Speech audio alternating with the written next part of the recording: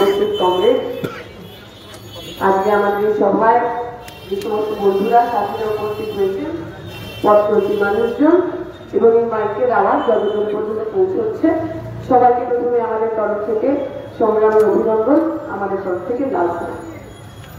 তীর্থদা বলার সময় খুব বিস্তারিত ভাবে বলেছেন কেন এই 2024-এর নির্বাচন, কেন এই নির্বাচনে আমাদের বাম প্রার্থীদের যেখানে যেখানে কংগ্রেস প্রার্থীরা রয়েছেন কেন আমাদের জিতিয়ে আনা উচিত।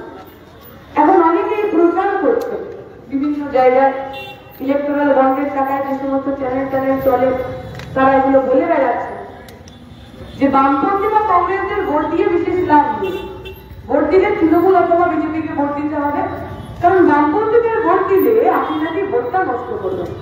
আচ্ছা, ভোট নষ্ট হয় কেমন করে? ভোট নষ্ট হয় যদি ধরুন আমি আপনাকে ভোট দিলাম, ব্যালট পেপারে আপনার নামের পাশে আমি ছাপ মারলাম, আর যখন গণনা হলো তখন তৃণমূলের কোনো ক্ষুধার্ত নেতা ওই ব্যালটটাকে চিনতে দিচ্ছে, ভোট নষ্ট। ভোট নষ্ট কিরকম হয়? ধরে আমি একজনকে ভোট দিলাম, তিনি নির্বাচনের আগে এসে আমার কাছ থেকে হাত জোড় করে বলে গেলেন, মা আমাকে ভোট দিন, আমাকে একটু দেখবেন, আমি অমুক করবো তমুক করবো ইত্যাদি ইত্যাদি ইত্যাদি।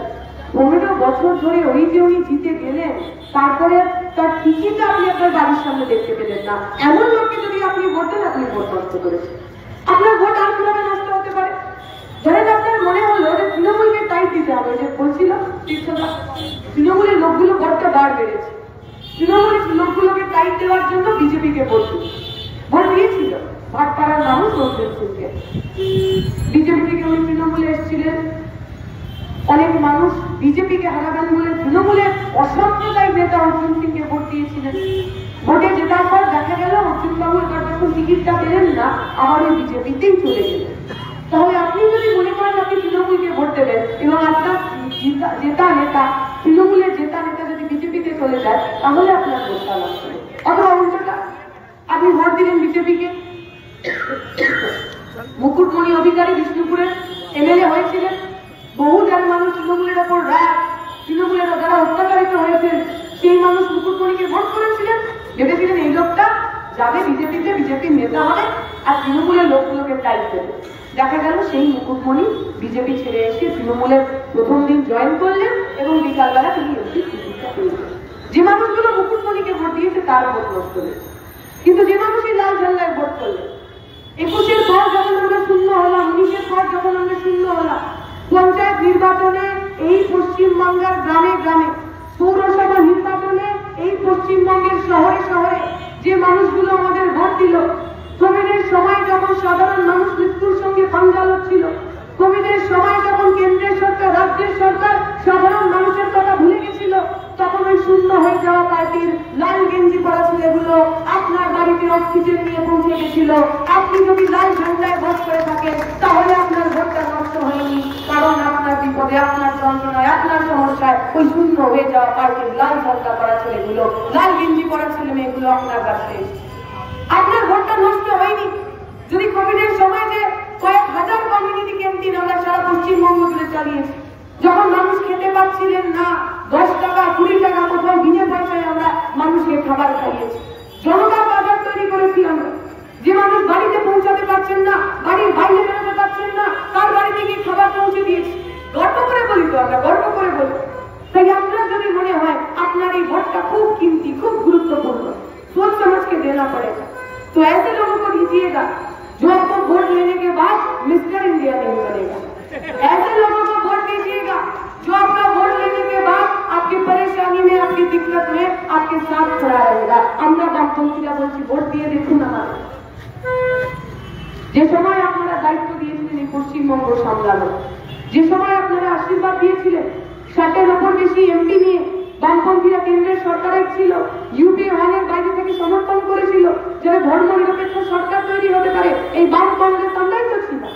কি কি করিনি আমরা? এই যে 100 দিনের কাজ, যে 100 দিনের কাজ নিয়ে আজকে এত কথা আপনি শোনেন, তারা 100 দিনের কাজ প্রণয়ন করেছেন। আমরা ইউপিএ 1 সরকার, বাম কংগ্রেস একসাথে যে সরকার চালিয়েছে, 100 দিনের কাজ তৈরি করার কারণ কি? গরিব মানুষ, ভূমিহীন মানুষ, গ্রামের মানুষ, যে মানুষ মাথা নিচু করে থাকতেন তার হাতে অর্থ দিতে হবে, শুধুই অর্থ। আমার নিজের অনুভূতি বলি, এক্সপিরিয়েন্স বলি। আমি যখন JNU ছাত্রী MA করছি, আমাদের উত্তরপ্রদেশের একটা গ্রামে ফিল্ড সার্ভে করাতে নিয়ে গেছে, আমি জিওগ্রাফির ছাত্র। সেখানে গিয়ে আমরা ঠাকুরের বাড়ি, জমিদারের বাড়িতে বসেছি। তাকে আমরা জিজ্ঞেস করছি, বলুন আপনার কি সমস্যা, কি অসুবিধা। সে বলছে হোয়াটসঅ্যাপ তো ঠিক আছে, এই যে 100 দিনের কাজ, এই যে মনরেগা তৈরি হয়েছে, এটা খুব সমস্যার ব্যাপার। মনরেগা সমস্যার ব্যাপার, কারণটা কি? উনি বলছেন, আগে আমার গ্রামে যারা গরিব দুর্বল লোক ছিল, দলিত ছিল, তপশিলি ছিল, SC ST OBC যারা ছিল, যাদের জমি ছিল না, তাদেরকে আমি বেকার খাটাতে পারতাম। আমার জমি আছে, কয়েকশো বিঘা জমি। আমি বলতাম যে আয় কাজ করে দে, তার বদল হয়তো একটু খাবার দিয়ে দিলাম, কোনোদিনও 50 টাকা 100 টাকা ইনস্টলে দিয়ে দিলাম, কোনোদিনও কিচ্ছু দিলাম না। এখন ওই লোকগুলো আর বেকার থাকে না, কারণ 100 দিনের কাজ পাওয়ার পর ওদের কাজের সঙ্গে সঙ্গে শুধু অর্থ আসেনি, সম্মান এসেছে। ওরা জমিদারদের নাম বলতে শিখেছে। যে জমিদাররা আগে ওদের মানুষ ভাবত না, ওদেরকে নরকের কীট ভাবত, যারা মনে করতো এদের শ্রমকে আমরা যথাযথ যেভাবে খুশি ব্যবহার করতে পারি, কারণ ওরা ওই জাতে জন্মেছে বলে, নিচু জাতে জন্মেছে বলে। 100 দিনের কাজ শুধু করি মানুষকে অর্থ দেয়নি, মাথা তুলে বাঁচার অধিকার দিয়েছিল, আমরা করেছিলাম। আর আজকে 100 দিনের কাজের কি অবস্থা? যখন কেন্দ্রে বিজেপির সরকার, রাজ্যে বিজেপির সরকার, 100 দিনের কাজের অবস্থা কি? পশ্চিমবঙ্গের বুকে 100 দিনের কাজের দুর্নীতিতে আমরা 1 নম্বর হয়েছি। এক সময় ছিল পশ্চিমবঙ্গ যখন বামপন্থীরা সরকারে ছিল, 100 দিনের কাজে আমরা 1 নম্বর ছিলাম। 90 দিন, 98 দিন, 99 দিন পর্যন্ত কাজ হতো। আজ পশ্চিমবঙ্গে 100 দিনের কাজের গড় কত? 30 দিন, 40 দিন, কোথাও কোথাও 20-15 দিন পর্যন্ত রয়েছে। পার্থক্য বুঝছেন না আপনি? কোথায় ফারাকটা হয়ে গেল? কারা এই দেশটাকে কিভাবে বাঁচাতে চাইছিল, আর কাদের হাতে আমি আমার দেশটাকে তুলে দিলাম। 100 দিনের কাজের টাকায় যে বিপুল দুর্নীতি হলো, প্রশ্ন করবেন না আপনি? আপনার টাকা হচ্ছে নরেন্দ্র মোদী যে টাকা, বিজেপি যে টাকা 100 দিনের কাজে দেয়, সে তো আপনার ট্যাক্সের টাকা। আপনি 5 টাকা দিয়ে যখন ওই পার্লেজি বিস্কুট কিনেন, আপনি ট্যাক্স দেন। যে চাকরিজীবী মানুষ ভালো মন্দ টাকা পান, তিনি ট্যাক্স দেন। যে গরিব মানুষ কৃষিকাজের কোনো জিনিস পারচেজ করেন, কেনেন, সেই মানুষটা ট্যাক্স দেন। আমাদের সাধারণ মানুষের ট্যাক্সের টাকায় বামপন্থী কংগ্রেস একসাথে ভেবেছিল 100 দিনের কাজ করবো আমরা, আর বিজেপি তৃণমূল কি করেছে? 100 দিনের কাজ করছে একজন, টাকা ঢুকছে তৃণমূল নেতার ব্যাংক অ্যাকাউন্টে। দেখেছেন আপনারা টিভিতে? মমতা ব্যানার্জি বললেন 100 দিনের কাজের টাকা কেন্দ্রের সরকার দিচ্ছে না, আমরা দেবো। সেই টাকা তো অদ্ভুত দিয়ে চলে, বিভিন্ন লোকের অ্যাকাউন্টে টাকা ঢুকেছে। যে অ্যাকাউন্টে টাকা ঢুকেছে, তৃণমূলের নেতারা, পঞ্চায়েত সদস্যরা বাড়ি চলে গেছে, বলেছে 500 টাকা রেখে বাকি 9,500 টাকা আমাকে তুলে দিয়ে দিবি, না হলে তোর বাড়িতে পুলিশ বানিয়ে দেবো। ভাবুন কি ধরনের স্ক্যাম, কি ধরনের দুর্নীতি। পঞ্চায়েত সদস্যরা ইচ্ছা করে এমন লোকের নাম দিচ্ছেন যারা 100 দিনের কাজ করেননি, এমন লোকের ব্যাংকের অ্যাকাউন্ট দিচ্ছেন যারা 100 দিনের কাজ করেননি। তাদেরকে 500 টাকা উপঢৌকন দিয়ে এক একটা মানুষের কাছ থেকে 9,500 টাকা করে তুলছেন, তোলা তুলছেন। কোথা থেকে আসছে এই টাকা? আমার আপনার পকেট থেকে, আমার আপনার ট্যাক্সের টাকা নরেন্দ্র মোদী, মমতা ব্যানার্জিরা মৎসব করছে। প্রশ্ন করবেন না আপনি? প্রশ্ন করবেন না আপনি? 15 বছর ধরে যারা আমার এইখানে সংসদ রইলেন, কল্যাণ ব্যানার্জি, हर बार चुनाव के पहले वो हाथ जोड़ के आते हैं और कहते हैं कि अगर हमें वोट मिल जाए तो हम ये कर देंगे, वो कर देंगे। मैं आप लोगों से पूछना चाहता हूँ, जीतने के बाद कल्याण बनर्जी को आप अपने मोहल्ले में कितने बार देखे? জেতার পর কল্যাণ ব্যানার্জি আপনার পাড়ায়, আপনার এলাকায় কতবার হাত জোর করে এসেছে? আমি ওই যে বলেছিলাম মিস্টার ইন্ডিয়া, তাকে আমার খুব খারাপ লেগেছে। আমি বললাম যেমন অমিত কাপুর হাতে ঘড়ি পড়লে গায়েব হয়ে যেত, কল্যাণ ব্যানার্জিও ভোটে জেতার পর গায়েব হয়েছে। ওরা রাগ ধরবে, রাগ হওয়াটা স্বাভাবিক। এদের উত্তরে উনি কি বলবেন? এদের উত্তরে উনি বলতে পারতেন দীক্ষিত একটা ডাহা মিথ্যে বাদী নেই, সে মিথ্যে কথা বলছে। এর তো আমি 15 বছরের এমপি, আমি 15 বছরে 15টা কাজ করেছি, প্রতি বছর অ্যাটলিস্ট একটা করে কাজ। বলতে পারতেন না? কি বললেন উনি? বললেন দীক্ষিতা মিস ইউনিভার্স, তাকে নাকি দেশেই দেখতে পাওয়া যায় না। আমার দাদা, ঠাকুরদা, মা, বাবা, পুরো আমার পরিবারে চলে গেছে, পুরো ঠাকুরদাকে পর্যন্ত ছাড়লেন না। কখন মানুষের ব্যক্তি আক্রমণ করার দরকার হয়? যখন রাজনীতি থাকে না, যখন আমার কাছে রাজনীতির উত্তর থাকে না, তখন মানুষের ব্যক্তিগত আক্রমণ করতে হয়। উনি তাই করলেন। আমরা তো ওপেন চ্যালেঞ্জ দিচ্ছি কল্যাণ বাবুকে, তৃণমূলের নেতাদের ওপেন চ্যালেঞ্জ। এত বড় বড় ছবি টাঙিয়েছিলেন না কল্যাণ বাবু, ইয়া বড় ছবি, হাতে হাত জোর করা, ওই হাত জোর করা ছবির পাশে 15 বছরের 15টা কাজ একটু লাগিয়ে দেবেন। সেখানে আবার এইটা বলবেন না যে পাশের বাড়ির জমির ওপর একটা ওই ল্যাম্প লাগিয়েছে, এইটা আবার বললেন যে রাস্তা হচ্ছিল, রাস্তার পাশে ফুলের টব লাগিয়েছে।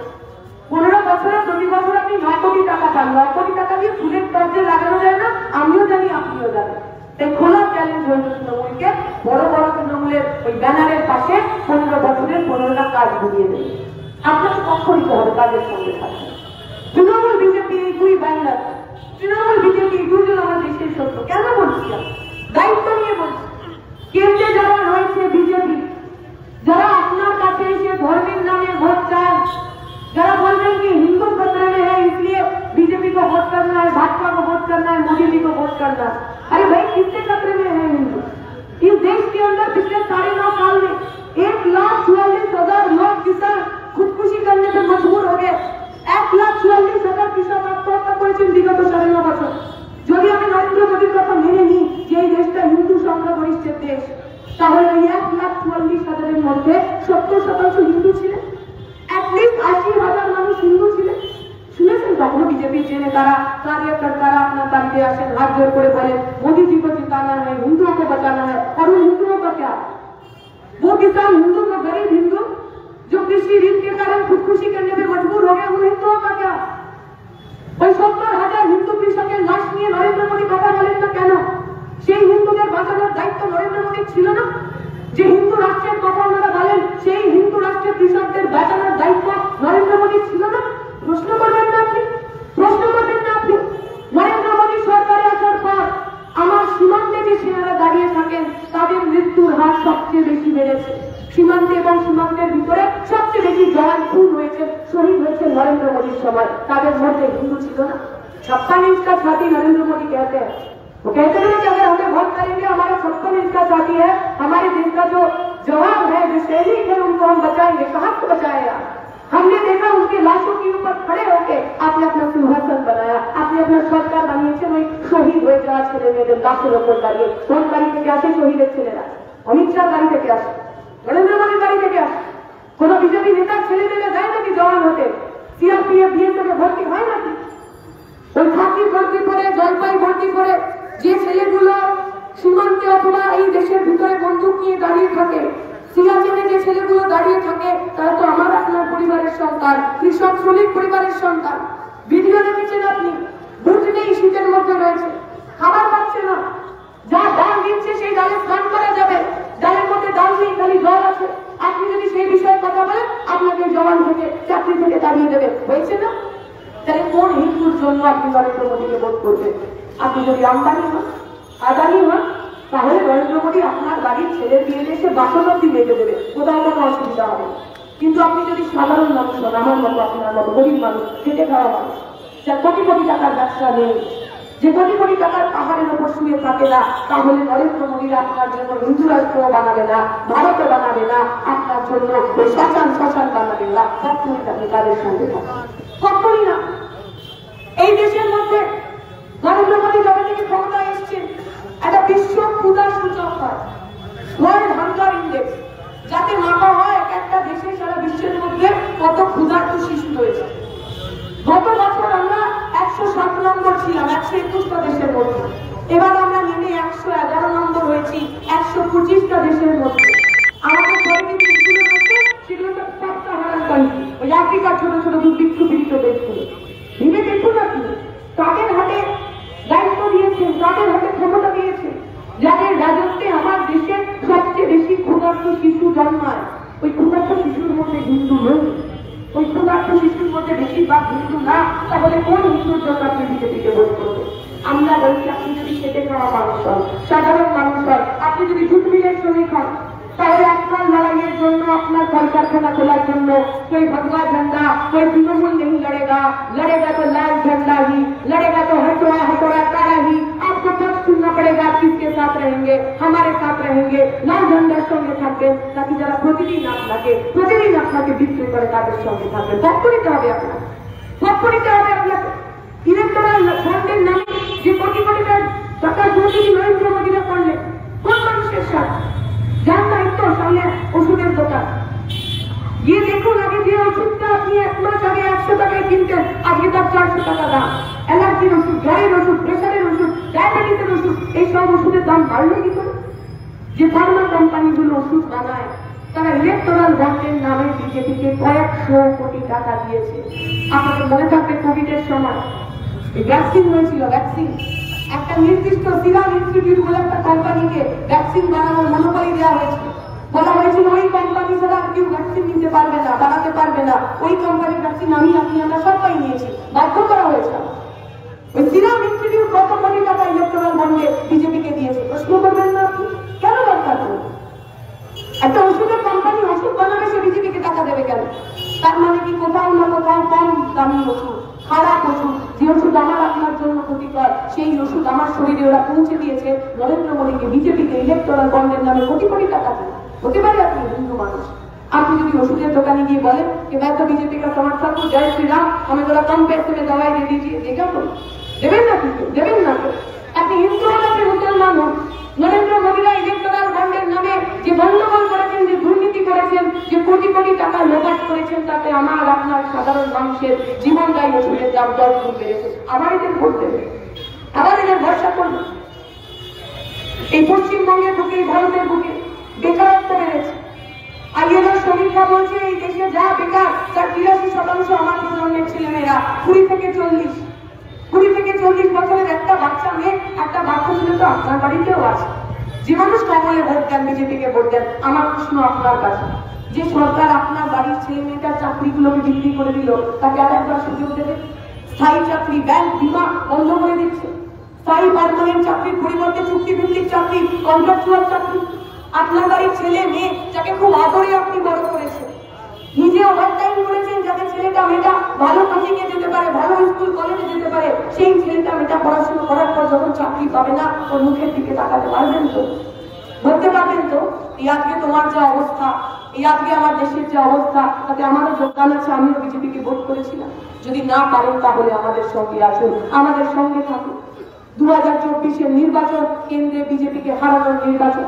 ওরা ধর্মের নামে আমাদের ভাঙতে চাই, ওরা বলবে মন্দির वही बनाएंगे। যেখানে আমরা এই কথা বলছি, যেখানে মিটিং হচ্ছে, আমার ডান পাশে তো মন্দির রয়েছে, সিদ্ধেশ্বরী মন্দির, এত বছরের পুরনো। এই মন্দির তৈরি করার জন্য কোনো বিজেপির দরকার হয়েছিল? তৃণমূলের দরকার হয়েছে, সিপিএম এর দরকার হয়েছে, কংগ্রেসের দরকার হয়েছে, কোন রাজনৈতিক দলের দরকার হয়েছে? আপনার এলাকায় এত বছর ধরে দুর্গাপুজো হয়, পাড়ায় পাড়ায় মহল্লায় মহল্লায় দুর্গাপুজো হয়। দুর্গাপুজো করার জন্য এই 34 বছরে বা তার আগে যখন কংগ্রেস ক্ষমতায় ছিল, শাসনে ছিল, কোন পলিটিক্যাল পার্টির দরকার হয়েছে? বিজেপির দরকার হয়েছে, তৃণমূলের দরকার হয়েছে, সিপিএম কংগ্রেসের দরকার হয়েছে? হয়নি। পুজো, আচ্ছা, মন্দির তৈরি করা, মসজিদ তৈরি করা মানুষের আস্থার ব্যাপার। যেখানে সর্বজনীন দুর্গাপুজোর করার কথা, পাড়ার লোক মিলে চাঁদা করেছে, ওই মহালয়া থেকে একদম দশমী পর্যন্ত গোটা পাড়া একসাথে খেয়েছে, মায়েরা বোনেরা একসাথে কাজ করেছেন, রান্না করেছেন, অষ্টমীর দিন অঞ্জলি দিয়েছেন, দশমীর দিন ওই বিজয়া করে সিঁদুর খেলেছে। এই তো আমাদের সংস্কৃতি, এই তো আমাদের কালচার। এর জন্য তো কোনো রাজনৈতিক দলের দরকার হয়নি। আজকে হঠাৎ করে রাজনৈতিক দলের দরকার হচ্ছে কেন? আপনার ধর্মের জন্য রাজনীতি লাগে নাকি যে লোকগুলো আপনার ধর্ম বিক্রি করে নিজের সিংহাসনটা শক্তপোক্ত করে, তাদের রাজনীতির জন্য ধর্ম লাগে? অনেকে প্রশ্ন করেছেন আমাদের কালকে, যে কালকে রামনবমীর মিছিল হলো, বিজেপি তৃণমূল সবাই রামনবমী মিছিল করলো, আপনারা বামপন্থী লোকেরা আপনারা মিছিল করলেন না কেন?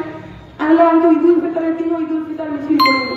আমি তো ঈদুল ফিতরের দিন রেড রোডে গিয়ে মাথায় সাদা কাপড় দিয়ে বলিনি যে আমার মুসলমান ভাইয়েরা এবার কিন্তু তৃণমূলকেই ভোট দিতে হবে। আমি তো সারাদিন গান্ডে পিন্ডে গিলে ওই সন্ধ্যেবেলা ইফতারের সময় মাথায় সাদা কাপড় দিয়ে মমতা ব্যানার্জির মতো বলিনি ইনশাআল্লাহ, সুবহানাল্লাহ, মাশাআল্লাহ, কি বলে ও জানে না, ওই দিকে লোকটাও জানে না। আমরা কোনো নাটক করিনি। আমাদের মনে হয় যে ধর্মের জায়গা ধর্মের নয়। মানুষ মন্দিরে যাবেন, মসজিদে যাবেন, রামনবমী করবেন, দুর্গা দশমী করবেন, সেটা তার ব্যক্তিগত ব্যাপার। সেই ধর্মীয় জায়গাগুলো, পরিসরগুলো রাজনীতির জন্য ব্যবহার হবে কেন? ধর্মীয় স্থান থেকে আমি বলবো কেন কাউকে গীতায় হাত রেখে বলো তুমি অমুককেই ভোট করো? ধর্মীয় স্থান থেকে আমি বলবো কেন কোরআনে হাত রেখে বলো তুমি অমুক পার্টিকেই ভোট করবে? আমরা যারা লাল ঝান্ডা করি আমরা বলছি, আমরা যারা এখন একসঙ্গে লড়ছি, বাম কংগ্রেস একসাথে, আমরা স্পষ্ট ভাষায় বলছি আপনি মন্দিরে যাবেন না মসজিদে যাবেন তা নিয়ে আমাদের মাথা ব্যথা নেই। কিন্তু আপনি যদি চান চোর, দাঙ্গাবাজ, ঘুষখোররা জেলের মধ্যে যান, তাহলে লাল ঝান্ডাতেই ভোট করুন। নিজের বুকে হাত রেখে নিজের বাড়ির ছেলেমেয়ের ভবিষ্যতের জন্য লাল ঝান্ডাতে ভোট করুন।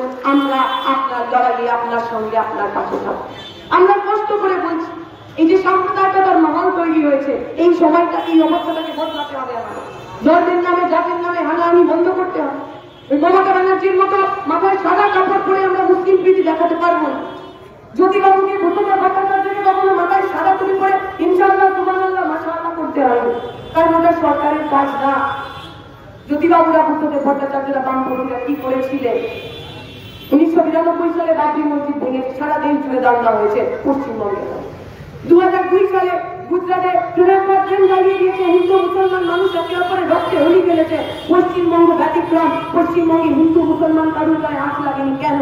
কারণ আমার রাজ্যের মুখ্যমন্ত্রীর নাম ছিল ভূপেন্দ্র ভট্টাচার্য, আমার রাজ্যের মুখ্যমন্ত্রীর নাম ছিল জ্যোতিবাবু, যারা মাইকে দাঁড়িয়ে বলতে পারতেন এটা পশ্চিমবঙ্গ, এখানে দাঙ্গা করতে আসলে মাথা ভেঙে ঘুরিয়ে দেওয়া হবে, কোন হিন্দু মুসলমান বৌদ্ধ খ্রিস্টান দেখা হবে।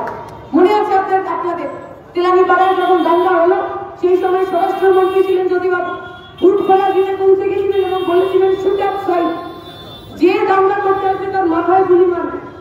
ज्योतिबाबू और लालू प्रसाद यादव ने हमें सिखाए गए कि अगर हुकूमत नहीं चाहता तो दंगा नहीं, अगर सरकार नहीं चाहता तो दंगा नहीं होता। पश्चिम बंगाल के अंदर 11 साल के बाद दंगा हुआ है क्योंकि हुकूमत चाहता, सरकार चाहिए, केंद्रीय सरकार चाहिए, राज्य सरकार चाहिए। दंगा होने लगता, যখন দাঙ্গা হয় মানুষের ঘর জ্বলে, যখন দাঙ্গা হয় মানুষ খুন হয়, তখন মুসলিম পাড়ায় গিয়ে বলা যায় দেখেছো তো বিজেপি আসলে তোমাদের জানিয়ে ফেলে দেবে, তাই আসো তৃণমূলকে ভোট করো। তখন হিন্দু পাড়ায় গিয়ে বলা যায় যে দেখেছো তো যদি তৃণমূল থাকে তাহলে হিন্দুরা খতরে মে থাকবে, আসো হিন্দুরা বিজেপিকে ভোট করো। আমরা বলছি আমরা যতদিন ধরে সরকারে ছিলাম, দায়িত্বে ছিলাম, বামপন্থী অথবা কংগ্রেস যাই হই না কেন, কোনোদিনও আমাদের আপনার কাছে গিয়ে হাত জোর করে বলতে হয়নি আপনি অমুক ধর্মের হলে আমাকে ভোট করবেন। আমরা বলছি আপনাকে, আপনি হিন্দু হন, মুসলমান হন, মন্দিরে যান, মসজিদে যান, আপনি যদি মাথা উঁচু করে সুখে শান্তিতে থাকতে চান তাহলে লাল ঝান্ডায় ভোট করুন। এই লাল ঝান্ডা আপনার মায়ের আঁচলের মতো, আপনাকে বিপদ থেকে বাঁচাবে, আপনাকে বৃষ্টি থেকে বাঁচাবে, আপনাকে রোদ ঝড় ঝঞ্ঝা থেকে বাঁচাবে। আমি আমার কথা দীর্ঘায়িত করবো, যে কথাগুলো বলে শেষ করা। আমরা বলছি এবারে আপনাদের কাছে একটা সুযোগ আছে। আমরা যারা গণতন্ত্রে থাকি সাধারণ মানুষ, আমাদের কাছে সবচেয়ে বড় হাতিয়ার হলো আমার একটা ভোট। এই একটা ভোটের জন্য রাজা, মন্ত্রী, নেতা সবাই এসে আপনার কাছে হাত জোর করে। আপনাকে মনে করাতে হবে তাদের অকাজ। যারা মনে করছেন নির্বাচনের আগে এসে হাত জোর করবেন, নানা গোল গোল কথা বলবেন আর তারপরে গায়েব হয়ে যাবেন, তাদের তো মনে করাতে হবে যে শ্রীরামপুর এলাকা কারোর পৈতৃক সম্পত্তি নয়। 15 বছর জিতেছেন বলেই সারা জীবন জিতে যাবেন তা নয়। যেদিন মানুষ চাইবে আপনাকে ঘাড় ধাক্কা দিয়ে ওই এমপি সিট থেকে নামিয়ে দিতে পারে, এটা যেন মানুষ ভুলে না যায়। মানুষ এমপি হন, এমএলএ হন, মন্ত্রী হন মানুষের জন্য কাজ করার জন্য, লোকের পকেট কেটে নিজের 4তলা, 8তলা, 5তলা বাড়ি তৈরি করার জন্য না। মনে করিয়ে দিতে হবে যে মানুষ মনে করছেন তৃণমূলকে সরাতে এবার বিজেপিকে ভোট দিয়ে দেখি না। আমরা বলছি ওই এরা কথা আছে না প্রক্সি, মানে আমাদের যখন স্কুলে নাম ডাকতো, ধরুন আমার বন্ধু নেই, সে আমাকে বলতো একটুখানি আমার প্রক্সি দিয়ে দিই। আমার বন্ধু না থাকে আমি হাতে করে হাতটা একটু গলা চেঞ্জ করি না বলে তার প্রক্সি দিয়ে দিতাম, আমার বন্ধুর নামটা লেগে যেত। এখানেও বিজেপির যিনি দাঁড়িয়েছেন তিনি ওই প্রক্সি ক্যান্ডিডেট, তিনি আসলে কল্যাণবাবুকে হারাতে দাঁড়াননি, কল্যাণবাবুকে জেতানোর জন্য দাঁড়িয়েছেন। কল্যাণবাবুকে যদি কেউ হারাতে পারে তাহলে আমরা মাফ করছি, কল্যাণবাবুকে যদি কেউ tata bye bye good bye করাতে পারে তাহলে আমরা বামপন্থীরা। প্রথম দিন থেকে আমরা ওনার রাজনীতির বিরুদ্ধে কথা বলেছি, প্রথম দিন থেকে আমরা ওনার হিসাব চেয়েছি, প্রথম দিন থেকে এই অঞ্চলের মানুষের জন্য ওই ভোট পাখি হয়ে কেউ এখানে নেই। ভোটের সময় এসেছিল, ভোট নিতে গেছে, বাড়ি চলে গেছে, এমন লোককে দিয়ে হবে না। অনেক সম্পর্ক আছে, আগের সম্পর্ক আছে, প্রফেশনাল সম্পর্ক আছে, এমন লোককে দিয়ে হবে না। আমাকে তো সাধারণ মানুষ বলেছেন কল্যাণবাবুর বিরুদ্ধে মামলা লড়তে গেছিলেন ওই ওনার এখন যিনি বিজেপির প্রার্থী তার কাছে। সাধারণ মানুষের টাকা ফেরত দেওয়া তো দূরে থাক, ওই মামলাটা পর্যন্ত তিনি ঠিক করে লড়েননি। ফলে যাদের মধ্যে যোগ সাজক, যাদের মধ্যে গঠবন্ধন, তাদেরকে দিয়ে কিচ্ছু হবে না।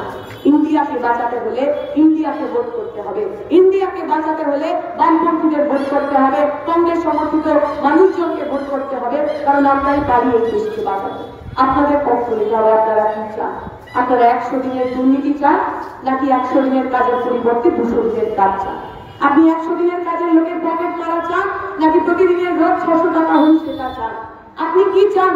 এই বন্ধ জুটমিলগুলো খোলা চান, নাকি এই বন্ধ জুটমিলের জমিতে কোটি কোটি টাকার ফ্ল্যাট বাড়ি তৈরি হোক সেটা চান? আপনাকে পক্ষ নিতে হবে, আপনাকে পক্ষ নিতে হবে। আপনার ছেলে মেয়ে ভবিষ্যতের জন্য কেমন ভারত, কেমন বাংলা আপনি চান, আমার সবার কাছে অনুরোধ রয়েছে। আপনি বিজেপি করুন, তৃণমূল করুন, কংগ্রেস করুন, সিপিএম করুন, অথবা কোনো পলিটিক্যাল পার্টি না করুন, আপনার বাড়ির ছেলে মেয়ের মুখের দিকে তাকিয়ে ভোট দিতে যাবে।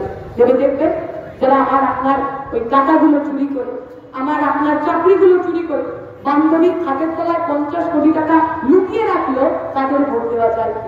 আপনি ভেবে দেখবেন, ঘুষ দিয়ে যে লোকগুলো চাকরি পেল আর তাদের হয়ে কোর্টে সওয়াল করলেন যিনি আমার এখানকার মাননীয় এমপি, তাকে আমার পরিবারের ছেলে মেয়ের জন্য, ভবিষ্যতের জন্য ভরসা করা যায় কিনা। আপনি ভেবে দেখবেন, যারা যাতে যাতে ধর্মতে দাঙ্গা লাগাতে চায়, যারা আমার আপনার ছেলে মেয়েগুলোকে দাঙ্গাবাজ বানাতে চায়, দেখবেন যখন কোথাও দাঙ্গা হয়, দেখবেন না তৃণমূল নেতার ছেলে, বিজেপির নেতার ছেলে, তারা কেউ এসে দাঙ্গা করছে, তারা কেউ এসে ইট মারছে। অমিত শাহের ছেলে জয় শাহ, যে জীবনে কোনদিন ব্যাগটা ঠিক করে ধরেনি, সে বিসিসিআই এর প্রেসিডেন্ট হবে। আর নিচু তলার বিজেপি কর্মী সমর্থকের ছেলে, সে হাতে ওই তলোয়ার নিয়ে, সে হাতে লাঠি নিয়ে লোকের বাড়ি ভাঙতে যাবে। পক্ষ নিন। কেমন ভবিষ্যৎ চান আপনি আপনার বাড়ির ছেলে মেয়েদের জন্য? আমি এটুকু বলতে পারি, আমি এই প্রজন্মের একজন হিসাবে আমি একটা প্রজন্মকে চোখের সামনে নষ্ট হতে দেখছি। এই পঞ্চায়েত নির্বাচনের সময় আমার এলাকার এমন অনেকগুলো ছেলে ছিল যারা তৃণমূলের হয়ে কাজ করছিল। নির্বাচনের পরবর্তীকালে গোষ্ঠীদ্বন্দ্ব হয়েছে, তাদের মধ্যে প্রায় 6টা ছেলেকে ওরা 6 মাস ধরে জেলের মধ্যে আটকে রেখেছে। ওই 6টা ছেলের 3 জনকে আমি ব্যক্তিগতভাবে ছিল, বিকালবেলা একসাথে মাঠে খেলতাম। তারা কেউ জিনিয়াস ছিল না, আইজ্যাক নিউটন ছিল না, আইনস্টাইন ছিল না, কিন্তু ভালো ছিল, পরোপকারী ছিল। দুপাতে পড়লে আপনি তাকে ডাকতে পারতেন, পাশে পেতে পারতেন। আমি কখন তাদের গুন্ডামি করতে দেখি। 11 সালের পর যখন একটু একটু করে আমরা বড় হচ্ছি, পড়াশোনা শেষ হয়েছে, কলেজ শেষ হয়েছে, এরপর কি চাকরি বাকরি পৌঁছে গেছে, এসএসসি হয় না, টেট হয় না, পিএসসি হয় না, ছেলে করবে কি? বাবা মার মুখের দিকে তাকাতে পারছে না। বাবা রিটায়ারমেন্ট হবে 2 বছর পর, বাড়িতে ছোট বোন রয়েছে, তাকে পড়াতে হবে, ছেলে করবে কি? তৃণমূলের নেতারা বলেছে আমাদের সঙ্গে সিন্ডিকেট কর। সিন্ডিকেট কর মানে কি? তোলা কর, হাতে লাঠি নিয়ে, বন্দুক নিয়ে ভোট লুট করতে চায়। যে ছেলেগুলো আমার বয়সী ছিল, আমার মতো ছেলে, আমার সঙ্গে একই স্কুলে একই ক্লাসে পড়তো, যারা হয়তো আজকে এসএসসি টেট যদি ঠিকঠাক হতো, একটা ভালো সরকারি চাকরি করে শান্তিপূর্ণ জীবন যাপন করতে পারত, তারা আজকে জেলের মধ্যে পড়ছে। চান আপনি আমার ভবিষ্যৎ? চান আপনি আমার ভবিষ্যৎ? আমার প্রজন্মের ছেলে মেয়েরা যাদের হাতে টাকা নেই, চাকরি নেই, বাধ্য হয়ে তাদের হাতে যদি কেউ 500 টাকা বুঝে দেয় আর বলে যায় আজকে ওই মিছিল থেকে ওই বাড়িতে ঢিল মার, সে ঢিল মারার জন্য তৈরি হয়ে যাবে। কখনো সে গোরক্ষক সমিতি হবে, কখনো সে লাভ জিহাদের বিরুদ্ধে লড়বে, প্রতিদিন প্রতিনিয়ত ক্রিমিনাল তৈরি হবে। আপনি যদি তা না চান, তাহলে আমাদেরকে বলুন, আমাদের সঙ্গে থাকুন, আমরা আপনাকে বাধা করতে পারি, কথা দিতে পারি। যে ছেলে মেয়েগুলোর হাতে ওরা বন্দুক তুলে দিল, যে ছেলে মেয়েগুলোর হাতে ওরা তলোয়ার লাঠি তুলে দিল, আপনারা যদি আমাদের আশীর্বাদ করেন, আমরা যদি পার্লামেন্টে যেতে পারি, সেই ছেলে মেয়েগুলোর হাতে আমরা সরকারি সাদা খাম তুলে দেবো, চাকরির খাম তুলে দেবো। আপনাকে পক্ষ নিতে হবে, আপনি তাদের সঙ্গে থাকবেন। আমি কথা নির্ধারিত করবো না, শুধু একটা ছোট্ট গল্প বলে শেষ করা। মুজাফফরনগরে তখন দাঙ্গা হয়েছে। দাঙ্গা পরবর্তীকালে আমাদের সিপিআইএম একটি প্রতিনিধি দল দেখা করতে গেছে। তার মধ্যে ছিলেন আমার পার্টির এখনকার জেনারেল সেক্রেটারি, তখন ছাত্র নেতা সীতারাম ইয়েচুরি।